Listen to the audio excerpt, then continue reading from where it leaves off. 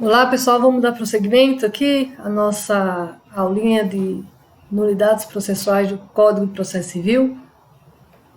Vamos ver aqui o que é que diz o artigo 281. Ele fala sobre aproveitamento dos atos processuais. O que é que diz o 281? Anulado o ato, consideram-se de nenhum efeito todos os subsequentes que dele dependam. Todavia, a nulidade de uma parte do ato não prejudicará as outras que dela sejam independentes.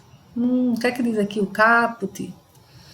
O caput fala sobre o princípio da concatenação. Que significa o quê? Uma vez reconhecida a nulidade, o juiz ele deve indicar os atos que serão privados de efeitos, ou seja, os atos que não terão mais efeito algum, e que devem ser repetidos ou retificados. Né? Se o juiz decretou a nulidade de um determinado ato e há atos subsequentes a ele, ele vai dizer, olha, esses atos aqui subsequentes, alguns terão que ser retificados, ou seja, corrigidos, ou repetidos, ou seja, realizados novamente, tá bom? E aí ele tem que dizer quais são as providências que serão necessárias para a retificação. Para tal retificação. A repetição seria realizada novamente sem ter que consertar nada. O problema é que tem que ser realizado novamente. Mas a retificação é uma correção. Então, o aproveitamento dos atos processuais significa que o legislador ele pensou o seguinte: se for possível aproveitar os atos subsequentes, que assim o julgador faça, né, indicando quais são esses atos que poderão ser aproveitados, se eles deverão ser confirmados, se eles deverão ser repetidos, se eles deverão ser retificados, né? Porque não necessariamente todos os atos subsequentes a um ato declarado nulo serão assim considerados também sem nenhum efeito. Dependendo do momento e do caso concreto, a gente pode ter aí o aproveitamento de alguns atos. Então, vamos prosseguir aqui na nossa conversa. Olha só, formas de invalidade. Formas de invalidade. Né? Como é que a gente vai... Deixa eu ficar um pouquinho aqui maior. Formas de invalidade. A invalidade, ela pode ocorrer de duas maneiras. Pode ser uma invalidade do procedimento. Então, se eu estou falando de uma invalidade do procedimento, aí eu posso estar me deparando com um vício que compromete, inclusive, a apreciação do mérito. Né? Ou posso estar falando da invalidade de um ato apenas do procedimento. Então, eu não vou comprometer a ação toda, eu não vou impossibilitar a análise do mérito, porque eu estou falando de um determinado ato. Então, vamos aqui pensar, entender como é que acontece a invalidade do procedimento. Esse defeito do procedimento é quando ocorre a inobservância dos pressupostos processuais ou das condições da ação. Quem lembra quais são os pressupostos processuais? São vários, né? Pressupostos processuais subjetivos, objetivos, pressupostos processuais de validade, de inexistência. Lembram disso? E as condições da ação? As condições da ação que são a legitimidade e o interesse processual. Então, vamos supor aqui que a parte ré, né, que está lá no polo passivo, ela não é legítima para estar no polo passivo. Então, a invalidade de qualquer decisão que seja em desfavor dela, ela vai existir, vai ocorrer. Por quê? Porque não tem como determinar o cumprimento de uma obrigação para quem não é legitimado para assim realizá-la. Tá? É um vício, digamos assim, essa invalidade em relação ao procedimento, quando a gente tem de pano de fundo aí os pressupostos processuais e as condições da ação, compromete a própria ação, compromete a análise do mérito da ação. Ok? Já no caso da invalidade dos atos, o defeito vai ser de acordo com os requisitos de validade de cada ato do procedimento. Então, vamos aqui pensar. Olha só, eu gosto muito de, quando falo de nulidade, falar de citação, porque é a forma mais clara da gente entender até a gravidade de uma nulidade nesse aspecto. O edital, por exemplo.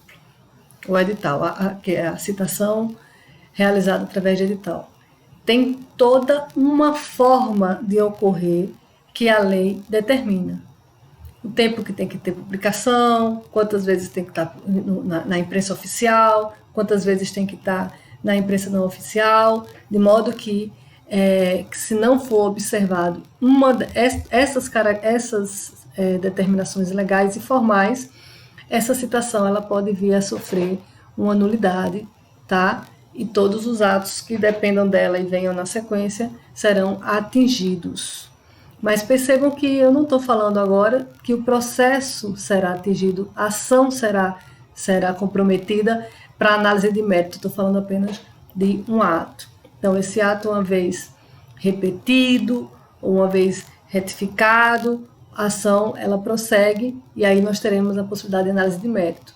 Quando eu estou falando de uma invalidade do procedimento, aí é possível comprometer toda a ação pela impossibilidade de analisar o mérito. Se a parte ré, por exemplo, é ilegítima, o juiz não tem como analisar o mérito dessa ação.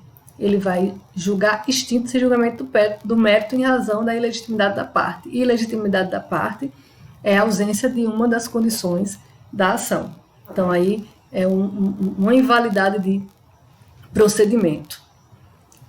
Tá bom? Vamos seguir? Seguir que ainda tem muita coisa aqui para a gente ver junto.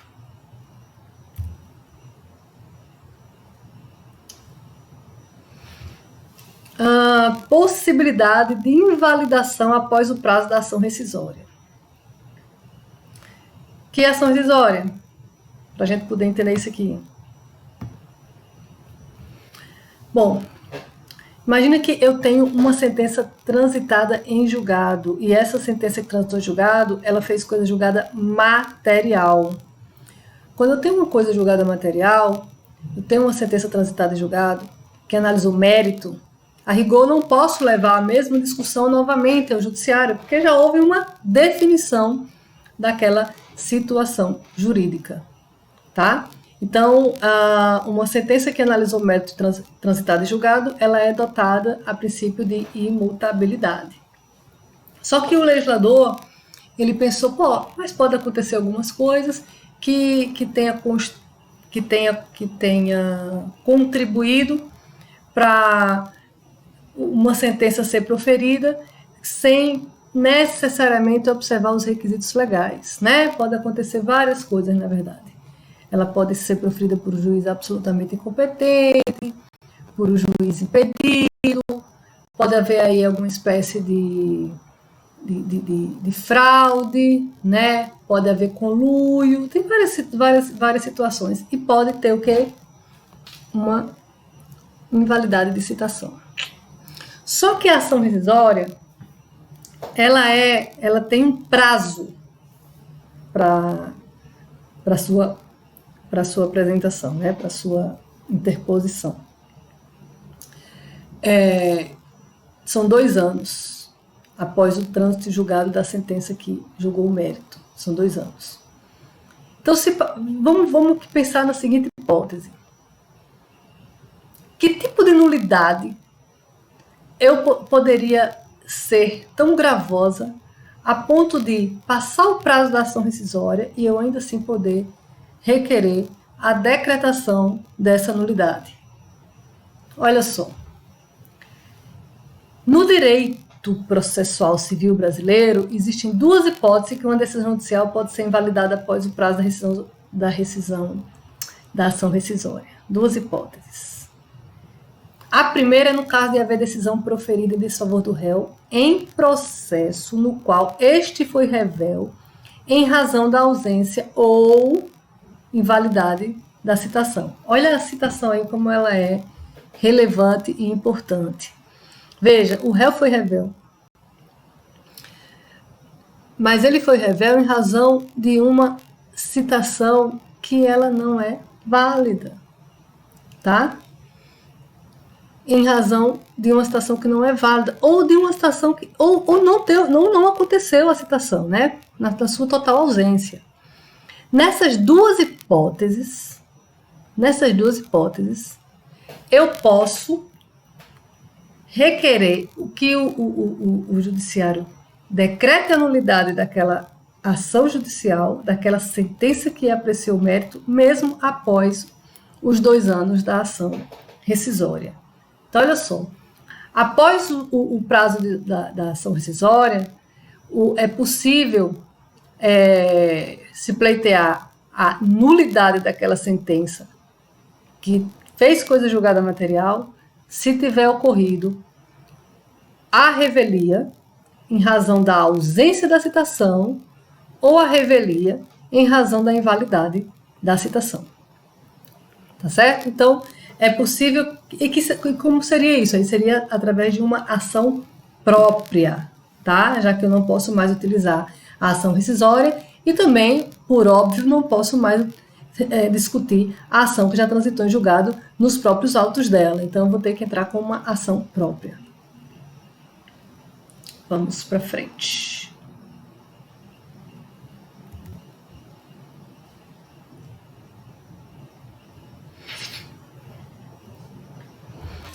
Então, olha só.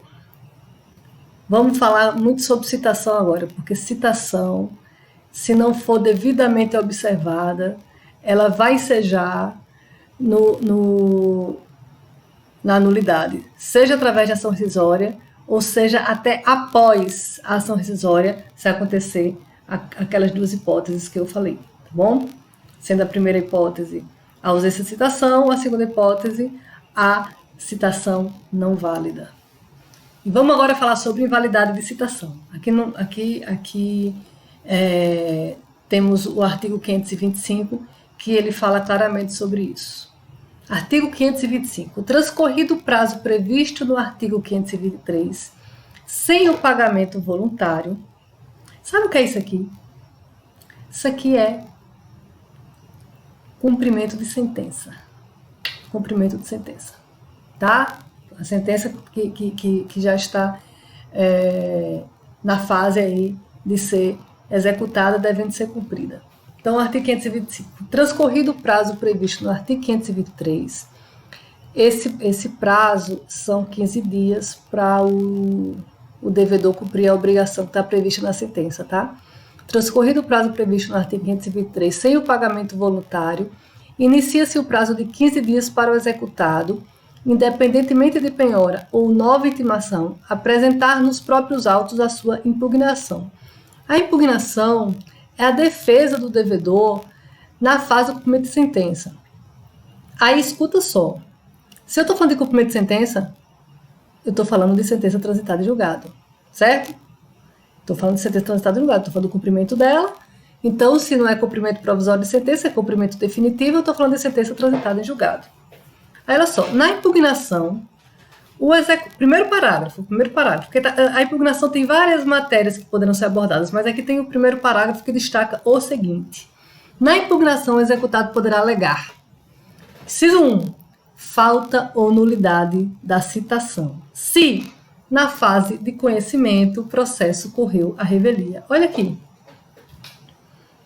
Isso aqui é na fase de cumprimento de sentença, o processo transitou em julgado, fez coisa julgada material. Mesmo assim, na fase do cumprimento, que já é para pagar, já é para cumprir, o executado ele poderá dizer: ei, está aqui minha impugnação e eu estou alegando que eu não fui citado, ou a citação que está lá no processo, ela não é válida. Então, a minha revelia se deu em razão de uma falta ou nulidade de citação. Só queria dizer para vocês que se isso for acatado, acabou o cumprimento de sentença, porque vai haver a nulidade de todos os atos após essa citação, ou seja, o processo vai voltar lá para início da fase de conhecimento. Gente, isso é um pesadelo para um exequente, né? Para quem está cumprindo a sentença, é um pesadelo. Olha o que diz o 535. Vamos falar de novo sobre falta ou nulidade de citação. 535. A Fazenda Pública será intimada na pessoa do seu representante judicial por carga. Carga é quando retira o processo da vara, e aí a gente, quando fala de carga, a gente atribui logo a um processo físico, né, que você vai lá e retira. Vou repetir aqui. A Fazenda Pública será intimada na pessoa de seu representante judicial por carga, remessa ou meio eletrônico para querendo, no prazo de 30 dias e nos próprios autos, impugnar a execução. Podendo arguir, aqui a gente está falando de uma impugnação apresentada pela Fazenda Pública. Aí o que é que diz o inciso 1? Mesma coisa que diz o inciso 1 ali, quando a execução não é contra a Fazenda Pública. Falta ou nulidade de citação se na fase de conhecimento o processo ocorreu a revelia. Compreenderam a questão aqui? O que eu estou querendo deixar muito claro é que a citação, se ela for considerada inválida ou se não houve a citação na fase de conhecimento, lá aqui, ó, no cumprimento da sentença, estou falando aqui de sentença, obviamente, transitada em julgado, isso poderá ser alegado e se a nulidade for acatada, aí teremos, infelizmente, para o autor, felizmente, para o réu, né, uma nulidade de todos os atos subsequentes à citação. Tá bom? Vamos continuar já em outro vídeo.